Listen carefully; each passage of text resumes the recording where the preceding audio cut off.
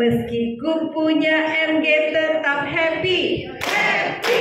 Meski ku punya MG tetap happy, happy. Walau ku punya MG tapi ku tak sendiri. Kumpul bersama lagi tetap happy, happy. Nah.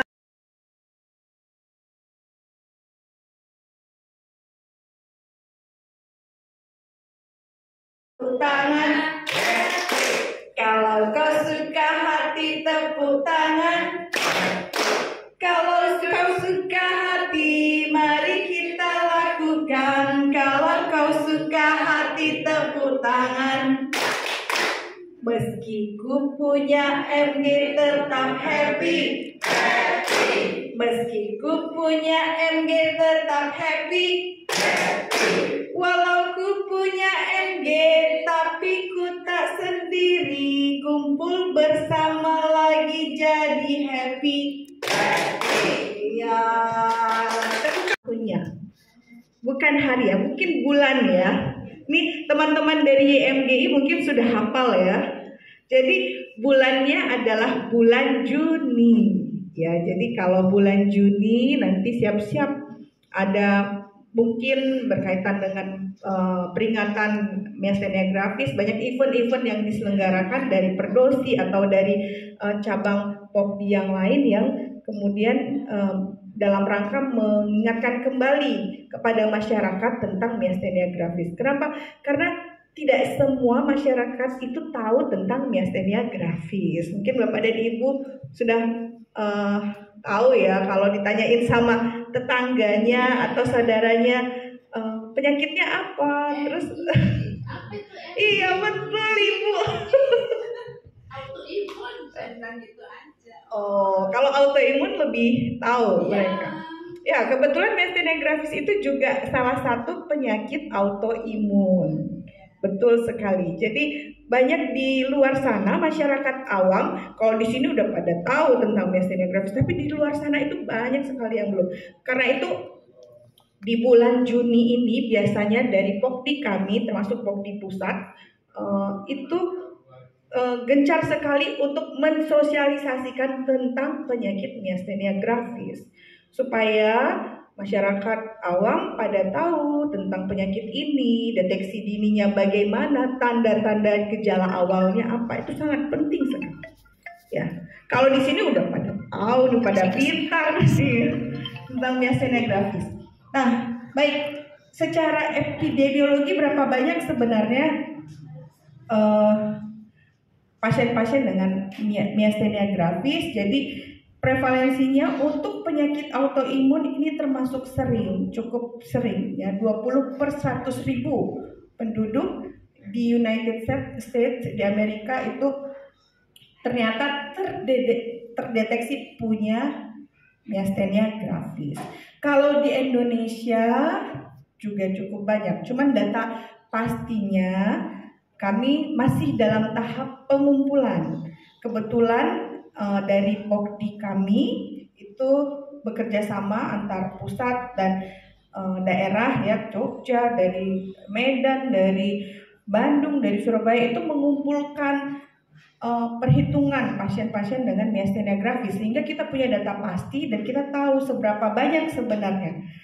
Apalagi penyakit ini kadang underdiagnosis Bapak Ibu. Jadi di daerah yang lebih terpencil lagi, kadang dokternya mungkin salah mendiagnosis miastenia gravis dengan penyakit lain ya. Karena saya juga pernah beberapa kali menerima pasien miastenia gravis yang kebetulan datang tapi dirujuk oleh teman sejawat saya dari disiplin ilmu yang lain. Contohnya dari yang paling sering dari mata ya. Mata tuh sering sekali merujuk, dari mereka udah diperiksa semuanya normal, terakhir akhirnya ke saraf. Terus saya saraf, loh ini miastenia gravis. Ada lagi dari penyakit dalam karena sulit menelan. Nah, pasiennya dibawa ke penyakit dalam, diperiksa di sana sampai endoskopi karena khawatir ada penyumbatan di kerongkongannya sehingga nggak sampai ke lambung. Diperiksa normal. Akhirnya kembali ke saraf. Kemudian ada lagi yang dari THT juga, karena suaranya parau, sengau, bawanya ke THT oleh dokter umum ya. Bahkan dokter umum kadang underdiagnosis ya. Jadi dikira masalah THT, setelah diperiksa di THT semuanya baik, akhirnya dibawanya ke saraf. Jadi itu kan akan memperlama diagnosis ya. Padahal penyakit ini cukup khas sebenarnya. Nanti kita lihat ya Bapak Ibu gejala-gejala dari miastenia gravis.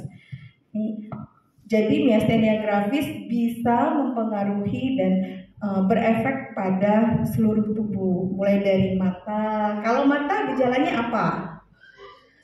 Ya, ptosis. Ya sampai tahu ptosis ya. Ptosis itu istilah kedokteran, tapi Bapak tahu.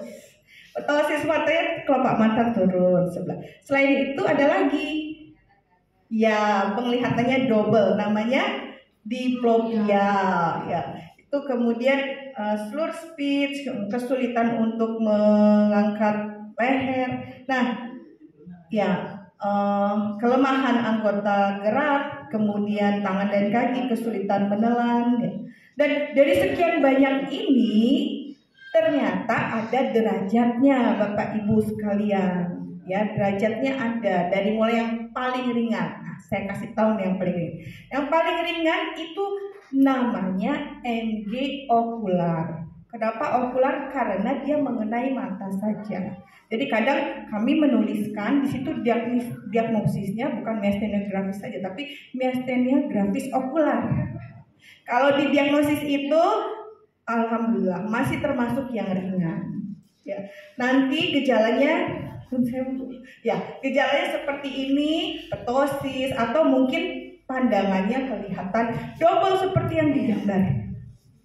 Ya, pandangannya terlihat berbayang, double, dan gejala ini merupakan gejala yang paling umum. Sekitar 85% pasien akan mengalami keluhan ini pada saat awal. Ya, hanya saja tidak semua pasien kemudian mengindahkan gejala yang ini. Biasanya kemudian datang ke dokter pada saat gejalanya sudah agak lebih berat. Ada yang seperti itu. Kenapa di mata duluan yang kena? Ya, karena mata untuk mengedipkan mata, kelopak mata untuk berkedip itu membutuhkan kompleks otot yang lebih sedikit. Ya, untuk berkedip itu membutuhkan kompleks otot yang lebih sedikit dibanding kalau misalnya menggerakkan tangan, mengunyah, tertawa, tersenyum, itu kompleks otot yang terlibat lebih banyak.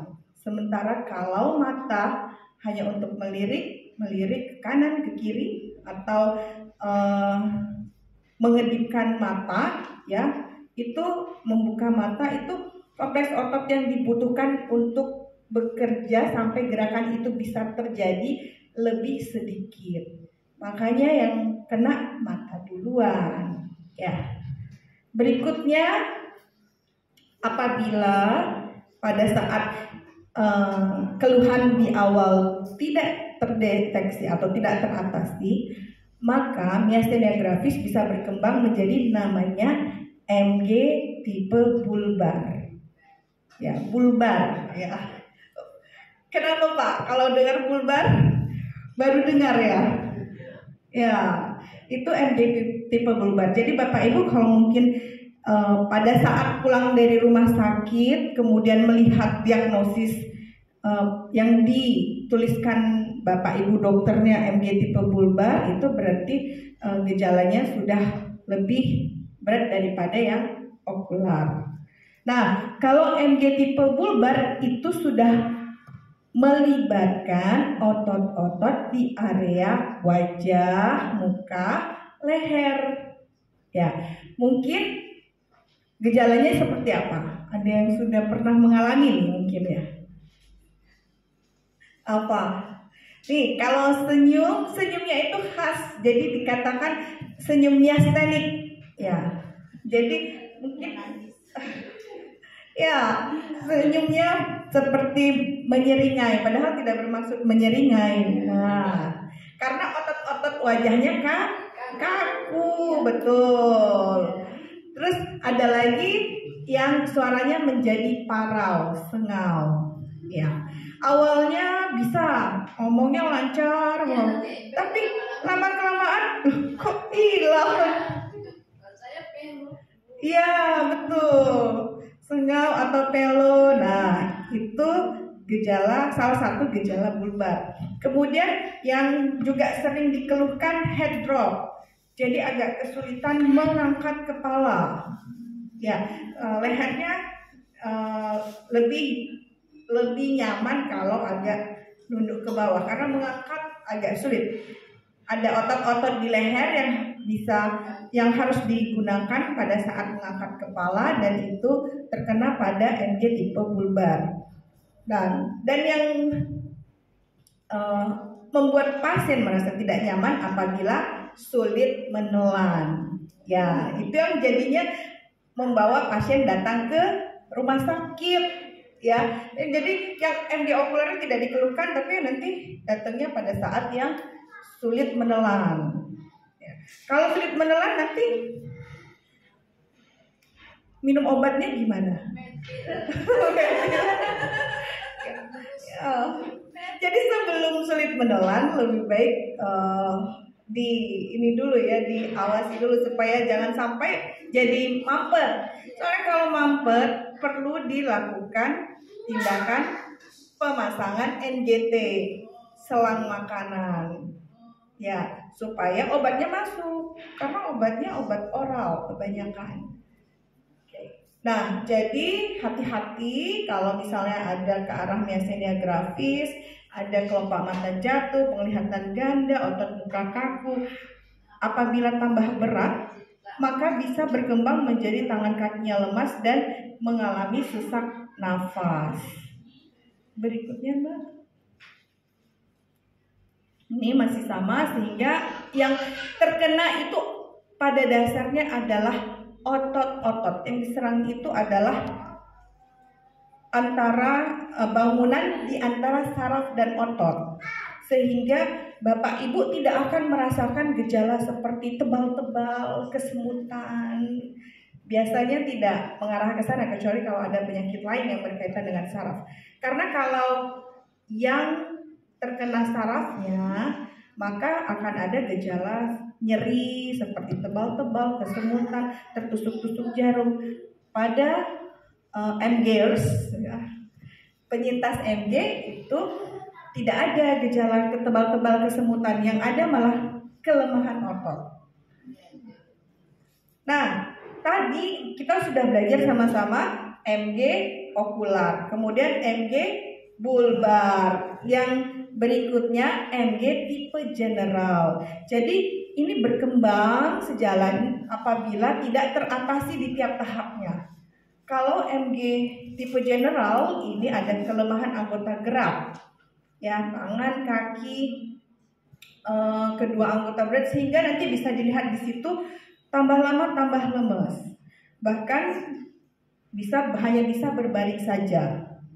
Yang kami tenaga medis khawatirkan dan masuk dalam keadaan emergensi apabila penyakit MG ini sudah mulai menyerang otot-otot pernafasan. Jadi sebenarnya fungsi parunya bagus, tapi ambekan nggak bisa karena otot-otot untuk menggerakkan dinding dada pada saat tarik nafas terus dikeluarkan itu kemudian mengalami kerusakan. Nah, biasanya pasien akan mengeluh ambekan agak berat. Jadi bukan ke arah sesak yang tersengal-sengal, justru yang dikeluhkan berat untuk ambekan. Nah, ini yang berbahaya dan kemudian harus ditambahkan alat bantu nafas. Berikutnya Mbak Indri. Nah, ini tadi contoh kenapa kemudian MG itu termasuk neuromuskular Bapak Ibu, karena dia penyakitnya ada di antara saraf dan otot. Ya, mungkin agak bingung melihat gambar ini ya. Yang warna kuning itu saraf, itu ujung saraf. Saraf tuh panjang banget. Saraf tuh kayak kabel listrik tapi ditanam di dalam tubuh. Ya. Nah, ujungnya itu kemudian nanti bertemu sama otot.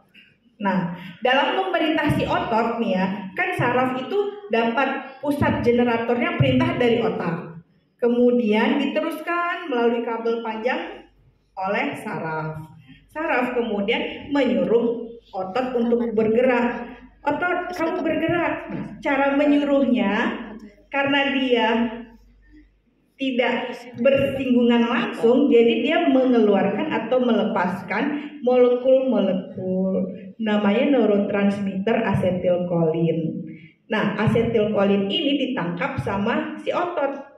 Pada suatu saat reseptor ini tidak bisa menangkap asetilkolin karena diblok sama antibodi, sehingga pembawa pesannya itu tidak tersampaikan ke otot. Otot kemudian nggak mau bergerak ya. Nah, itulah yang terjadi pada miastenia gravis. Jadi ini penyakit neuromuskular ya. Neuromuskular itu Bapak Ibu termasuk saraf tepi ya. Jadi bukan saraf pusat. Kalau saraf pusat itu otak dan area saraf tulang belakang. Itu tingkat emergensinya lebih berat, apalagi kalau sudah mengarah ke otak ya. Nah, kalau MG ini neuromuskular, saraf tepi, tidak mengancam jiwa ya, kecuali kalau tadi mengenai otot-otot pernafasan, tidak mengancam jiwa tapi membuat tidak nyaman. Nah, itu neuromuskular. Kalau ada pasien yang datang kepada kami, kemudian kami curigai ke arah miastenia gravis, selamat datang Bu Teresia. Ada pasien kami Bu Teresia. Ya. Nah, nanti Bapak Ibu dokter akan melakukan pemeriksaan kepada pasien-pasien yang dicurigai ke arah miastenia gravis. Pemeriksaannya adalah pemeriksaan saraf. Nanti Bapak Ibu mungkin diajak kuat-kuatan ototnya kayak gitu ya.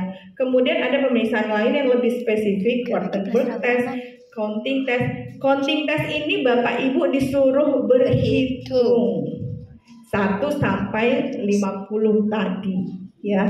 Jadi dilihat makin mendekati angka besar, suaranya makin hilang enggak? Nah, itu namanya counting test. Terus ada single breath counting test dan ice-pack test. Ini yang kami akan lakukan apabila ada pasien-pasien dengan kecurigaan miastenia gravis.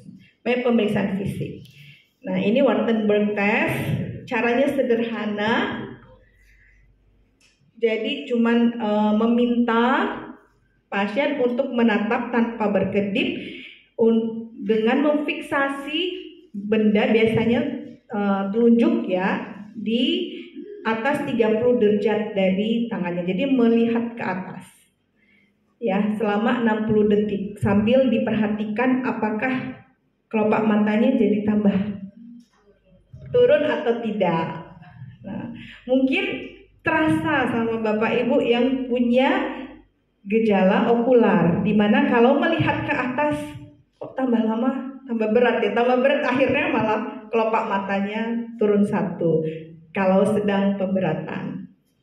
Nah, berikutnya ada lagi tes yang cukup ringan, yaitu namanya ice-pack test. Nah, ini dikasih es batu. Es batu ditaruh mungkin sekitar 2 menit, lalu diperhatikan. Kalau ini malah kebalikannya.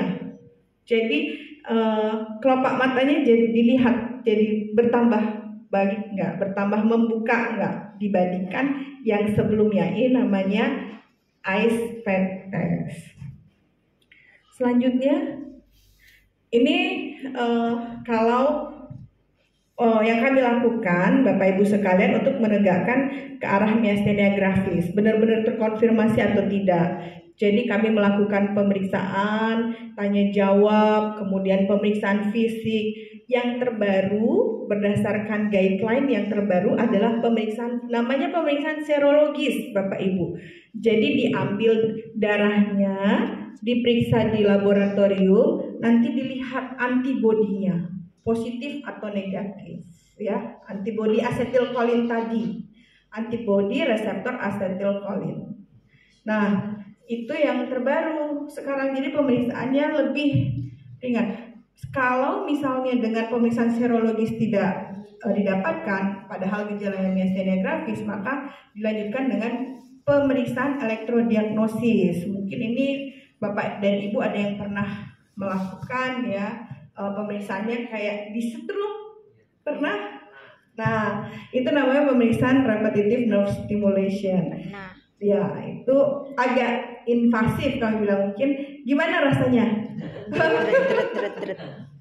Kaget-kaget ya.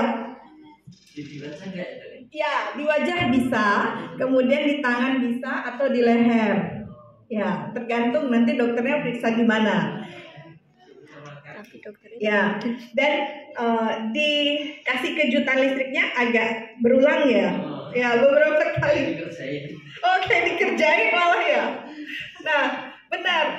Nah, itu mungkin membuat pasien merasa tidak nyaman karena itu guideline terbaru menaikkan konfirmasi diagnosis dengan melakukan pemeriksaan antibodi tadi.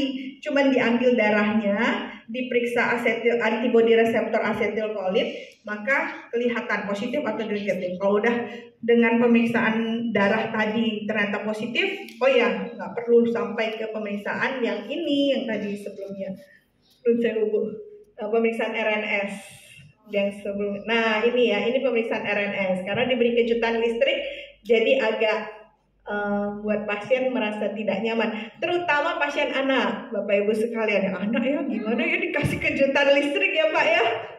Nanti anaknya kadang bengok-bengok. Jadi kita tuh cepet-cepetan ngerjainnya tuh cepet-cepetan. Ini. Nah ini adalah langkah berikutnya setelah pemeriksaan serologis. Guideline terbaru seperti itu. Ya. Pemeriksaan ini tidak semua rumah sakit bisa mengerjakan karena agak khas. Biasanya dilakukan oleh dokter neurofisiologi klinik. Di rumah sakit Sarjito bisa kami lakukan, ya di rumah sakit provinsi biasanya bisa dilakukan karena alatnya tersedia. Tunggu next. Nah, jadi berdasarkan MGFA ya klasifikasinya saya sampaikan tadi ada miastenia gravis tipe okular, tipe bulbar, dan tipe general.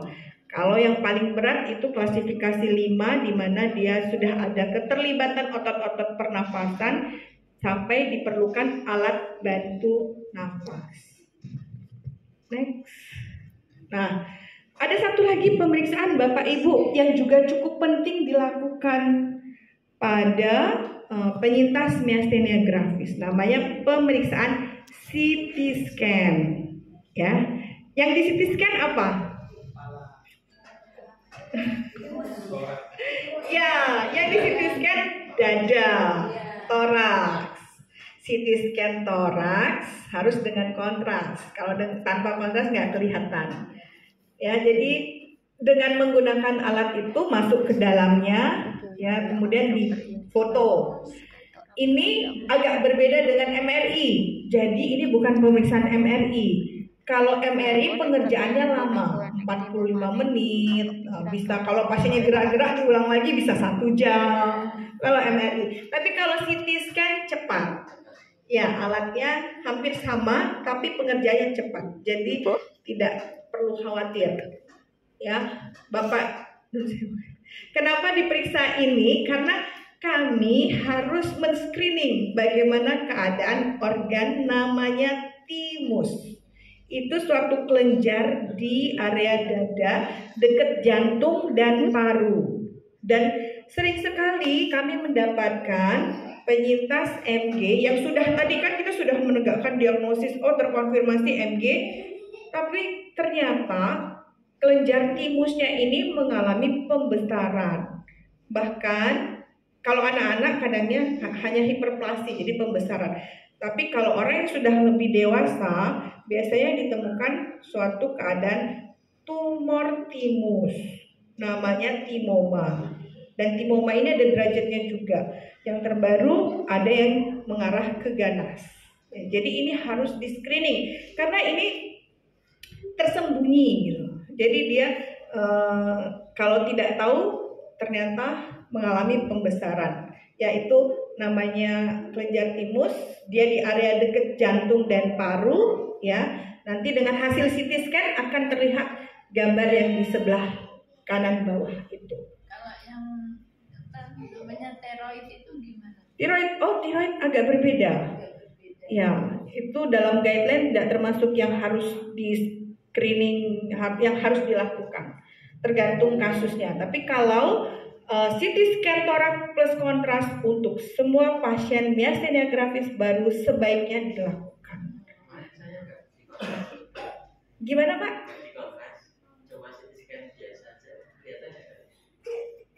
Ya mudah-mudahan kelihatan. Karena kalau yang namanya timoma karena dia tumor, jadi dia banyak vaskularisasinya, dengan kontras dia akan lebih menyangat, lebih kelihatan. Nanti dilihat ini aja perkembangannya, sudah respon tidak dengan pengobatan yang diberikan. Itu berapa tahun sekali ya?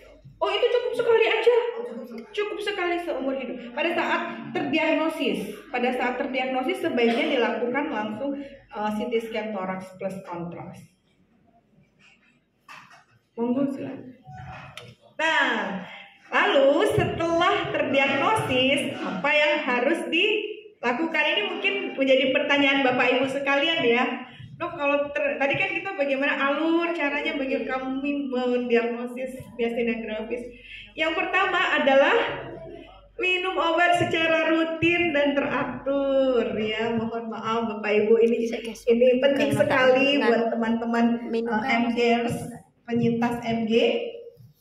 Sangat penting untuk minum obat secara rutin dan teratur ya. Ada jam-jamnya, bahkan kadang saya bilang di menit, di timer supaya ingat. Kalaupun kelupaan, biasanya nanti akan terasa sendiri ya, sehingga oh iya ternyata aku tadi pagi belum minum obat, kemudian minum Dan obat. kalau misalnya pagi itu balik aja Sebaiknya tergantung pada saat itu dia dosisnya berapa. Kalau cuma 1 didobel jadi 2 masih tidak apa-apa. Tapi kalau yang 1 kemudian mendekati dosis berikutnya 2 jadi 3, mungkin sebaiknya tidak. Ya. Jadi Bapak Ibu sekalian sebaiknya meminum dosis obatnya secara teratur dan rutin. Ya. Nah, hati-hati dengan obat-obatan.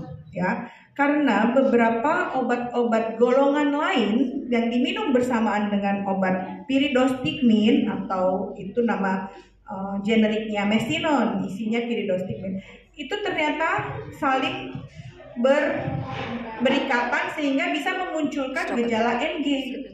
Ya, jadi ada obat-obatan jenis lain, misalnya golongan antibiotik erythromycin, ciprofloxacin yang juga sering, aminoglycoside, elektrolit, bahkan timolol obat glaukoma, dan obat-obatan hipertensi seperti beta blocker, propanolol itu yang sebaiknya tidak dikonsumsi pada penyintas MG rutin minum obat dengan pyridostigmin. Ya, jadi Bapak Ibu sekalian di sini kalau misalnya berobat ke dokter yang lain, dokter spesialis yang lain, atau mungkin sakit gigi kemudian berobat ke dokter gigi lalu mendapatkan obat, sebaiknya Bapak Ibu menyampaikan saya punya penyakit MG. Jadi ada beberapa obat yang sebaiknya tidak dikonsumsi oleh Bapak Ibu sekalian. Kenapa? Karena dia malah akan mencetuskan pemberatan gejala klinis. Ya, hati-hati dengan obat-obatan antibiotik terutama. Saya pernah punya pasien yang dengan penyakit MG kemudian dan ini cukup sering sakit gigi, jadi karies dentis. Kemudian kalau sakit gigi biasanya obatnya apa? Kataplau, sama dikasih obat antibiotik ya. Antibiotik kadang-kadang antibiotiknya amoxicillin biasanya. Nah, hati-hati. Setelah mengkonsumsi obat amoxicillin malah gejala miastenia grafisnya yang tambah berat, gejala bulbar dan gejala sesak nafas. Ya, Bapak Ibu sekalian. Tuh, jadi hati-hati dengan obat-obatan. Kalau perlu laporkan dulu ke dokter MG-nya, dokter spesialis saraf yang merawat. Dok, ini boleh nggak dapat obat ini? Karena memang jujur dokter yang lain, dokter spesialis yang lain mungkin agak tidak hafal untuk obat-obatan yang boleh dikonsumsi oleh penyintas MG. Kemudian Bapak Ibu sekalian, nah ini yang cukup penting untuk diketahui. Obat pyridostigmin atau mestinon yang dikonsumsi Bapak Ibu sekalian itu punya beberapa efek samping. Jadi Bapak Ibu sekalian sebaiknya mengenali efek samping dari obat pyridostigmin tadi. Beberapa di antaranya diare. Siapa yang pertama kali minum pyridostigmin mestinon kemudian diare? Oh ya, saya kaget tubuhnya. Efek kolinergiknya muncul. Jadi, oh, iya. Awalnya memang seperti itu. Lama kelamaan tubuh beradaptasi atau habituasi. Jadi jangan khawatir kalau ternyata ada diare. Yang kedua, kram perut. Nah, siapa yang pernah merasakan kram perut? Sering. Oh, sering. Ya, tidak apa-apa. Itu gejala, itu efek dari obatnya. Kemudian kedutan pada otot. Nah, ini kayaknya juga berkaitan dengan pertanyaan yang pertama nih. Ada kedutan daripada otot di sini, di situ, di tangan, di kaki atau di mata. Ya. Itu efek dari obat pyridostigmin atau mestinon. Lalu hipersekresi bronkus ini maksudnya lendirnya di leher jadi tambah banyak. Kayak yang mau Iya, kayak nggak mau keluar dari. Ya, betul. Jadi gatel gitu. Ya, lendirnya jadi tambah banyak ya. Kemudian kalau dicek nadinya tambah melambat ya.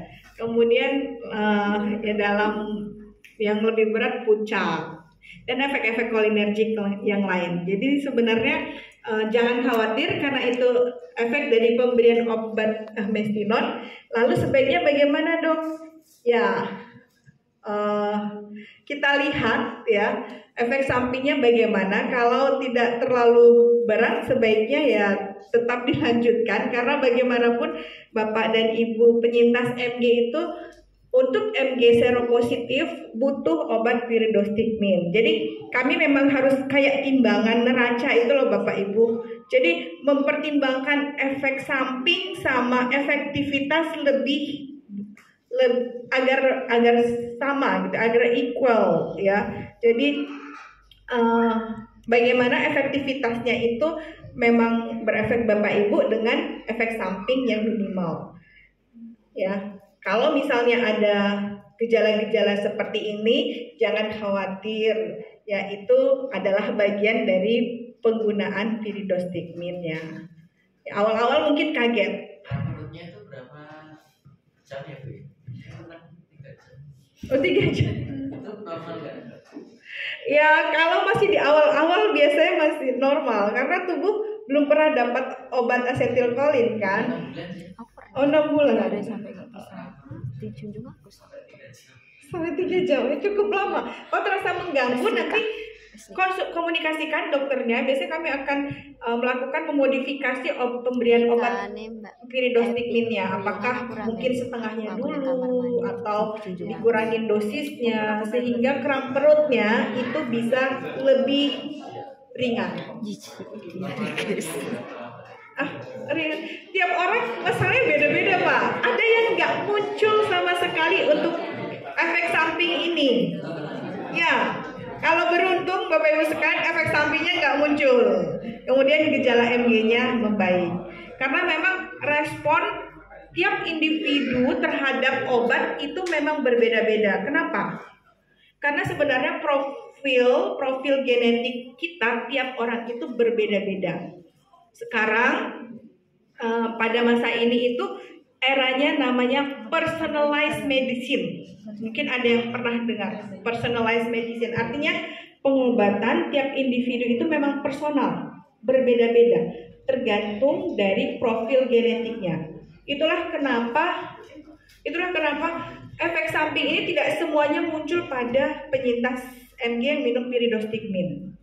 Ya, jadi hanya beberapa orang saja yang kemudian mengalami ini, ya tergantung dari profil genetiknya masing-masing.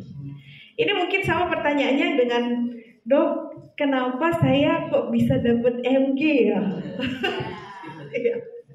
Ya, Bapak Ibu sekalian ya, bagaimanapun semuanya kita syukuri, itu memang ujian dari Allah seperti itu.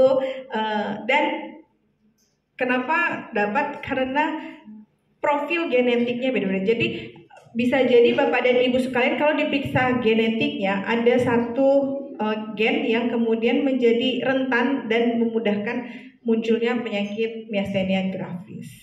Ya, walaupun memang bukan penyakit genetik murni, tapi ada peran genetik dalam penyakit miastenia gravis. Ini yang sebenarnya sekarang sudah mulai dikembangkan jadi penelitian oleh para peneliti di dunia. Kami mulai mencari mengenai gen yang bertanggung jawab untuk munculnya penyakit MG ini, gen yang mana ya, karena untuk sementara masih banyak yang bertanggung jawab, tidak ada yang bertanggung jawab secara mutlak. Next. Oke, jadi tadi yang pertama apa? Minum obat rutin dan teratur. Terus yang kedua, makan makanan yang sehat dan bergizi. Ini mungkin kayak lip sync ya, itu sering dengar ya, tapi memang terbukti. Jadi Bapak Ibu sekalian, penting makan makanan yang mengandung kolin dan kaya potasium. Seperti contohnya kuning, telur, sayuran hijau dan buah-buahan tertentu seperti pisang dan alpukat. Pisang itu banyak mengandung kalium, ya. Hal ini terjadi karena kolin itu merupakan cikal bakal asetilkolin, ya, yang tadi mengalami penurunan pada saat harus dibawa dari saraf ke otot. Kemudian menghindari makanan yang dapat memicu reaksi autoimun seperti gluten dan lemak jenuh, ya. Makan makanan yang banyak mengandung pengawet, kemudian vetsin itu sebaiknya dikurangi, ya. Pasien yang masih menggunakan steroid. Nah, steroid ini apa ya, Bu Dokter? Steroid itu kalau diterima Bapak Ibu sekalian bisa dalam bentuk metilprednisolon atau obat prednison atau obat dexamethasone. Ya, itu adalah beberapa nama steroid. Kalau masih mengkonsumsi itu dalam jangka waktu panjang, dia punya kecenderungan retensi cairan, sehingga sebaiknya mengurangi makanan yang mengandung tinggi garam. Jadi garam itu sebaiknya dikurangi. Ya, kalau masih mengkonsumsi steroid. Kemudian mengkonsumsi suplemen seperti vitamin D. Vitamin D, omega 3 dan fish oil. Ini sama seperti ada pertanyaan juga nih, ya. Khususnya apa cukup mengkonsumsi vitamin D? Vitamin D, omega 3 dan fish oil. Ya, karena vitamin D itu secara evidence based berdasarkan penelitian ternyata terbukti berperan penting dalam proses autoimun. Kalau kadar vitamin D-nya turun, maka gejala autoimunnya akan bisa muncul. Ya, kalau muncul bisa berat. Ya, vitamin D seperti itu. Dan ini tidak hanya berlaku pada penyakit autoimun MG saja. Penyakit autoimun jenis yang lain juga sama. Ya, di bagian saraf itu ada penyakit autoimun jenis lain Bapak Ibu yang lebih berat. Namanya multiple sclerosis, Devic disease, bahkan juga sama ada paguyubannya. Ya, paguyuban multiple sclerosis itu lebih berat. Itu juga penyakit autoimun yang kalau itu malah sangat berbanding lurus. Jadi kalau vitamin D-nya rendah, gejalanya bisa muncul. Jadi yang belum pernah mengecek kadar vitamin D, mungkin sesekali minta sama Bapak Ibu dokternya untuk diperiksa kadar vitamin D-nya biar tahu status vitamin D-nya bagaimana. Pastikan tercukupi dan bisa dikonsumsi sehari-hari ya. Vitamin D relatif aman ya, kemudian dikonsumsi bisa 1000 unit internasional per hari ya, kalau kadar vitamin D-nya normal di atas 30. Kadang saya menemukan 9, ya berapa lagi ya, paling rendah tuh ada yang 5 ya, padahal batas normal paling bawah 30, kan rendah sekali ya. Vitamin D dapatnya dari mana? Makan makanan seperti keju, mentega, kemudian sayur-sayuran dan susu, itu banyak vitamin D. Selain makanan juga dari kulit ya, kulit dari matahari. Jadi ya yang banyak kerjanya di dalam ruangan, jarang terpapar matahari ya, harus dari makanan berarti ya. Jadi jangan takut sama matahari Bapak Ibu, terutama matahari pagi. Vitamin D. Kemudian mengurangi makanan minyak dan pedas, apalagi kalau yang masih punya efek samping diare, sebaiknya dikurangi makanan yang pedas dan berminyak. Ya Bapak Ibu, ini untuk yang makan makanan. Next Mbak. Oh, ini ada tips makan. Ya Bapak Ibu sekalian. Nah, karena penyintas MG sering sekali untuk mengalami kesulitan pada saat menelan, maka ada tips untuk mengkonsumsi makanan. Makanlah lebih banyak dalam porsi kecil, karena makan besar cenderung menyebabkan kelelahan. Ya Bapak Ibu. Kemudian makanlah makanan hangat daripada makanan panas. Ya, kalau panas memperburuk MG. Jadi lebih baik jangan panas-panas, tapi ya di bawahnya hangat atau yang biasa saja. Ya, karena MG memang rentan terhadap suhu, terutama panas. Ya, jadi termasuk makanan juga sebaiknya makanan yang hangat. Minum minuman dingin saat makan panas atau hangat. Kemudian kalau mau makan daging, sebaiknya digiling atau dipotong kecil-kecil supaya mengurangi gerakan mengunyah. Ya, mungkin Bapak Ibu sekalian sudah merasakan ya, kalau mengunyahnya terlalu banyak, terlalu berat, lama-lama capek, akhirnya kaku. Ya, jadi kalau daging sebaiknya digiling atau potong kecil-kecil. Masak daging dengan baik agar lebih mudah pecah saat dikunyah. Hindari makanan yang perlu banyak dikunyah seperti daging keras. Jika kulit mengunyah, gantilah buah dan sayur dengan minuman jus segar. Sayuran ya agak dihancurkan, ini bahasanya dihancurkan. Oh ya, dikasih banyak kuah seperti itu. Tambahkan kuah untuk menjaga kelembapan, kemudian istirahatkan rahang di antara suapan. Hindari makanan kering yang mudah hancur menjadi partikel. Oh ya, ini kadang kita misalnya makan snack atau biskuit yang dia itu mudah sekali hancur, ya kan Bapak Ibu. Nanti kalau hancur jadi partikel halus masuk ke rongga, jadi mudah tersedap. Sebaiknya itu enggak dikonsumsi, maksudnya dihindari atau dikurangi ya. Next, Pak Indri. Kemudian hindari makanan pedas dan panas. Jika makanan penuh dan tidak dapat menelan, oh ya ini, ya mungkin ini karena kalau penuh kemudian menelannya jadi agak sulit, lebih baik dikeluarkan daripada harus ditelan, takutnya tersedak. Terkadang menopang leher saat menelan akan membantu menurunkan makanan. Jadi diberi tekanan seperti ini, ya. Megang jari telunjuk dan ibu jari di kedua pangkal leher, tapi jangan sampai mencekik. Ya, karena agak diurut-urut supaya turun.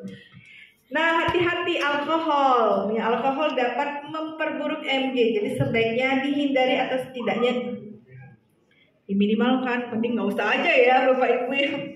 Alkohol nggak usah. Kemudian telur rebus lembut, karena kuning telur yang lembut lebih mudah ditelan dibandingkan kuning telur yang keras dan rapuh. Beberapa makanan seperti lemon dan air tonik dapat memperburuk MG dan harus dihindari. Ya, air lemon dan jeruk lemon, tapi ya kemudian Tonik itu seperti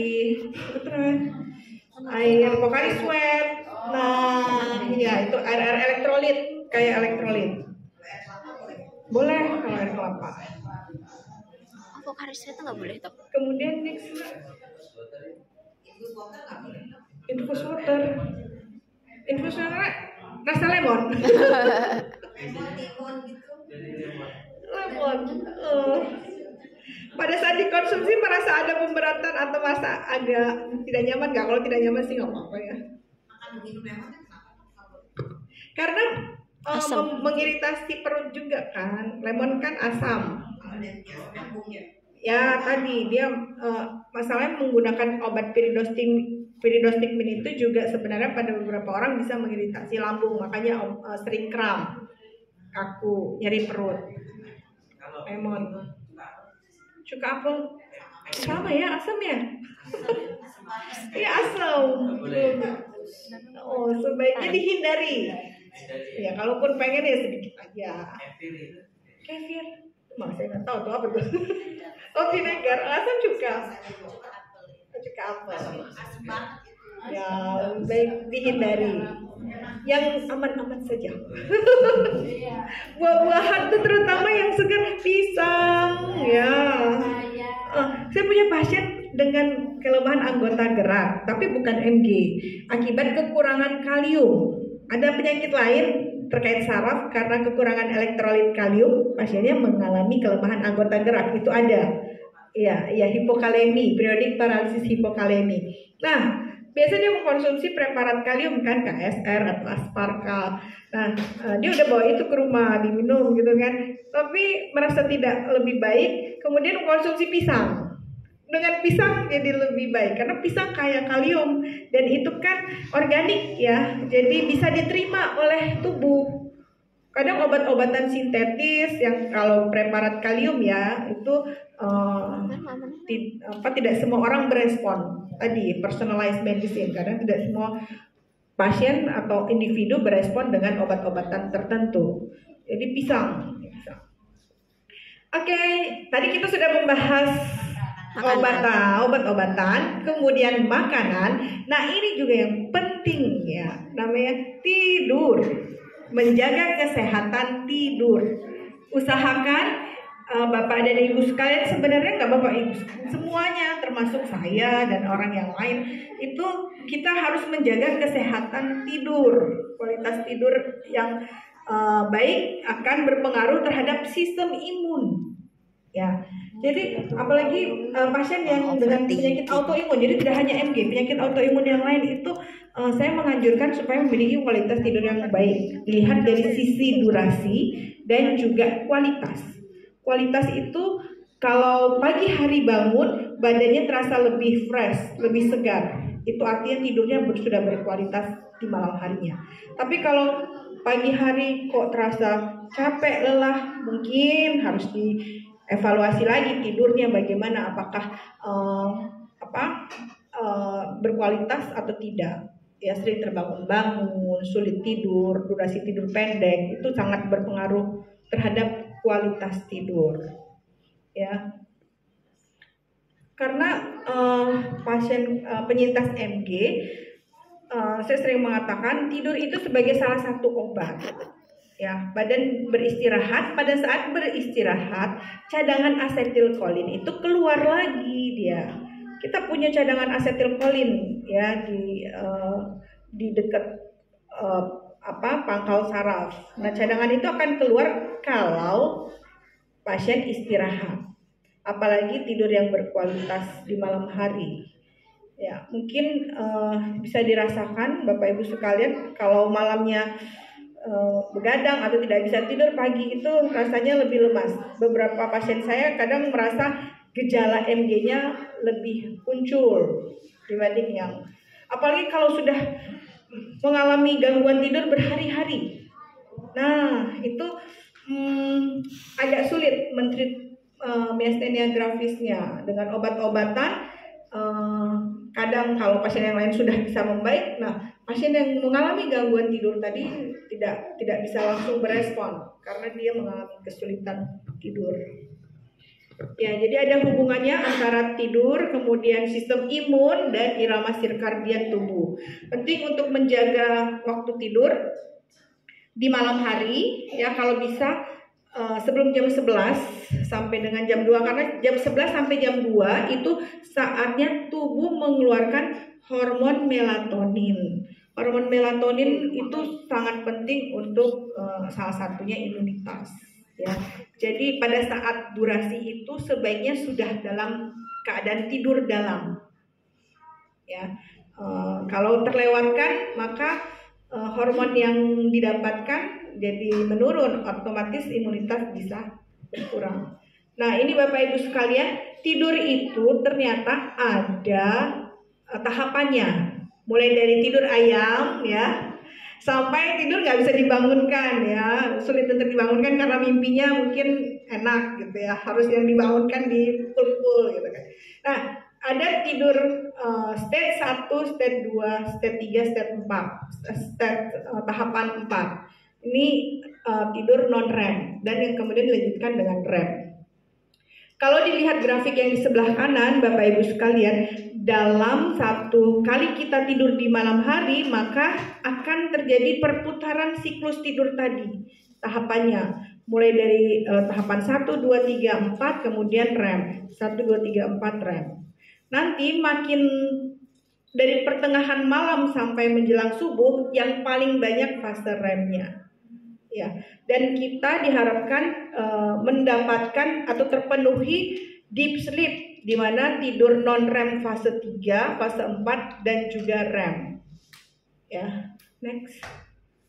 Nah, ini Bapak Ibu sekalian, lihat yang warna hitam-hitam itu, ya, yang hitam-hitam itu fase REM. Kalau dilihat pertengahan durasi tidur ke berikutnya, maka fase REM-nya akan semakin banyak. Padahal fase REM, fase deep sleep itu sangat penting untuk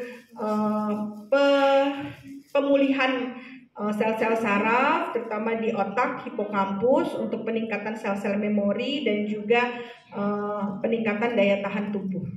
Ya, jadi diharapkan kita pada saat tidur terpenuhi fase deep sleep tadi dan fase REM.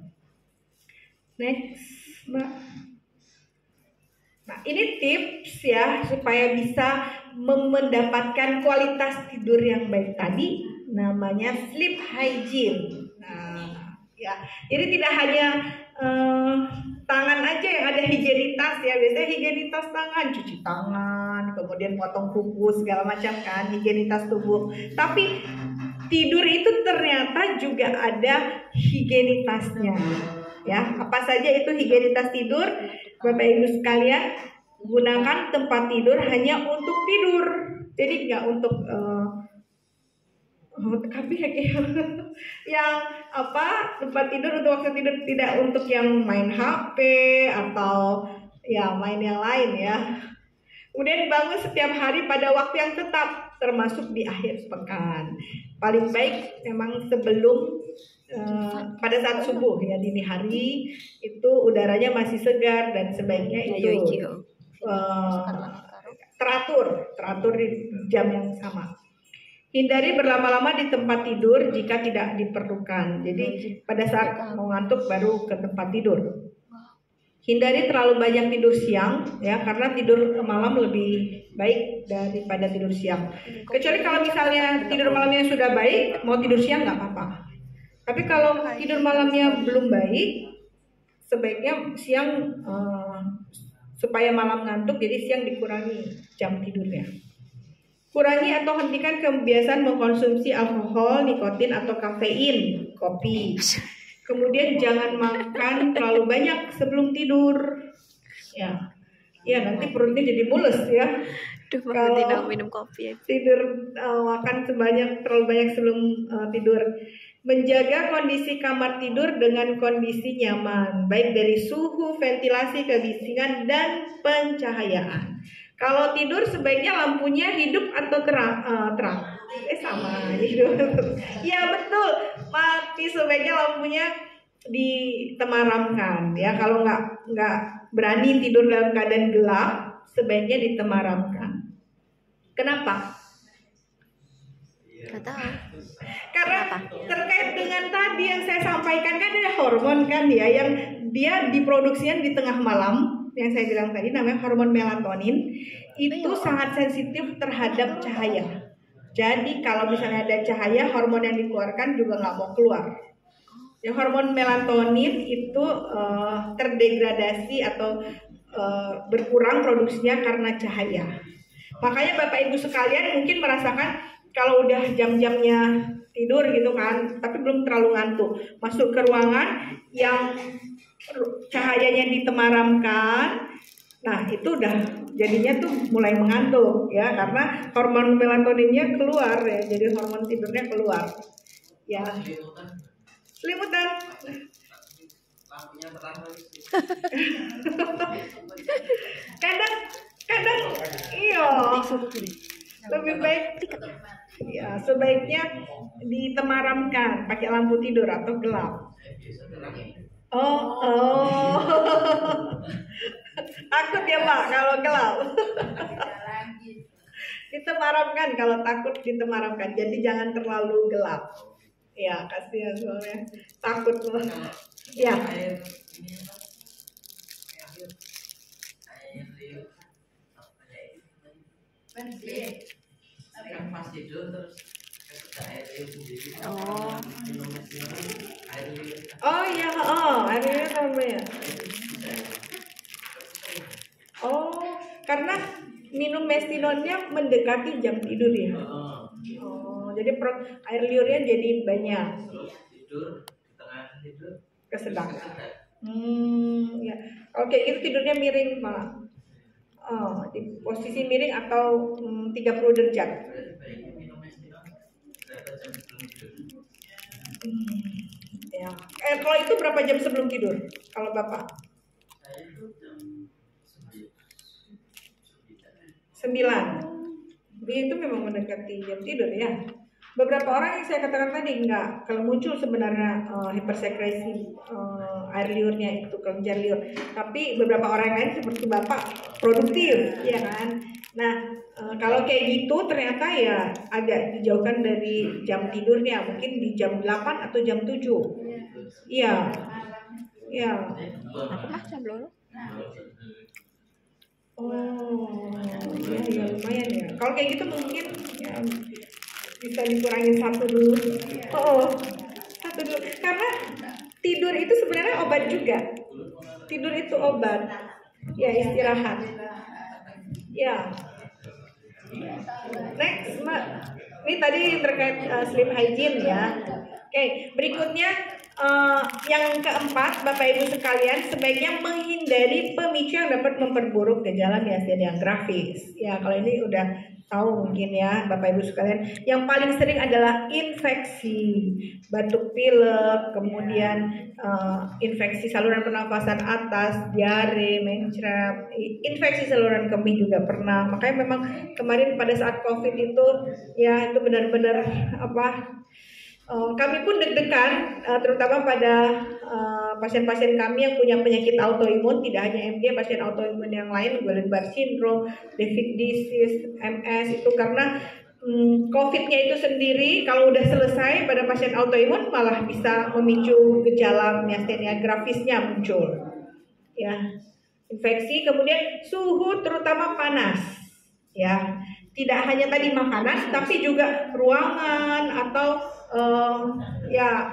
di luar ya, outdoor yang kemudian panasan itu sebaiknya dihindari.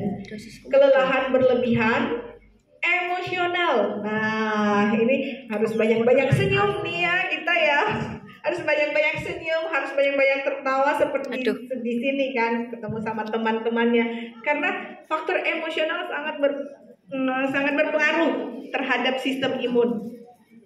Cemas berlebihan. Nah, ini juga Bapak Ibu sekalian, cemas berlebihan punya pengaruh untuk memperberat miastenia gravisnya. Kadang saya mentreat atau mengobati pasien penyintas miastenia gravis yang antara yang dia legowo menerima penyakitnya dengan yang cemas, yang masih bertanya-tanya, sampai kadang saya melihat ini tandanya.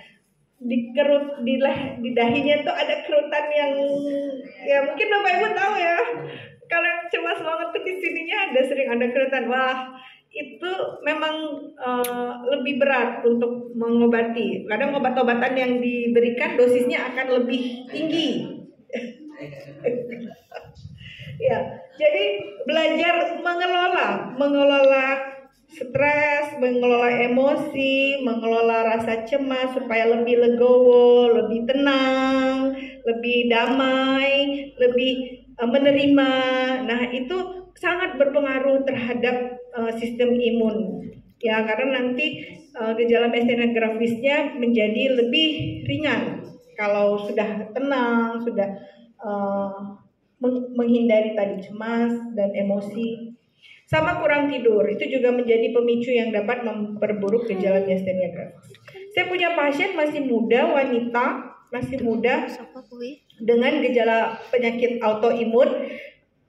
Awalnya diketahui bukan MG-nya dulu, tapi penyakit autoimun yang lain, namanya lupus. Pernah dengar Bapak Ibu? Pernah. Nah, SLE ya, Systemic Lupus Erythematosus ya. Kemudian saya dikonsulkan dari teman sejawat penyakit dalam untuk menilai kemungkinan ke arah MG. Ternyata ada, MG-nya juga ada. Jadi dia punya 2 penyakit autoimun pada satu orang, wanita usia muda. Saya gali kenapa bisa begini gitu kan. Kira-kira dulu apa dari faktor keluarga tidak terlalu berperan ya, maksudnya keluarga tidak ada yang menderita penyakit yang sama. Tapi ternyata pasien ini memiliki kebiasaan yang udah panjang, udah lama dia mengalami gangguan tidur.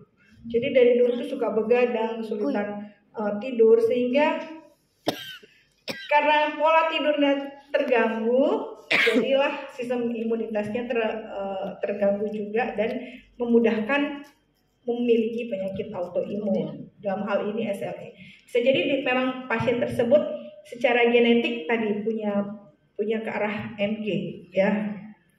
Next.